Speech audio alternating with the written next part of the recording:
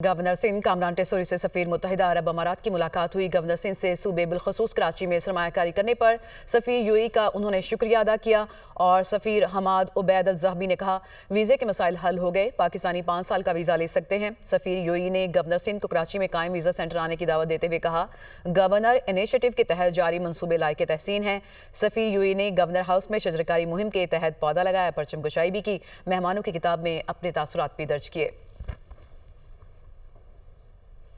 Governor Singh Kamran Tessori से सफीर मुत्तहिदा अरब अमारात की मुलाकात हुई। गवर्नर सिंह से सूबे बिलखसूस कराची में सरमायाकारी करने पर सफीर यूएई का उन्होंने शुक्रिया अदा किया और सफीर हमाद उबैद अल-ज़हबी ने कहा वीज़े के मसाइल हल हो गए, पाकिस्तानी 5 साल का वीज़ा ले सकते हैं। सफीर यूएई ने गवर्नर सिंह को कराची में कायम वीज़ा सेंटर आने की दावत देते हुए कहा गवर्नर इनिशिएटिव के तहत जारी मनसूबे लायक तहसीन है।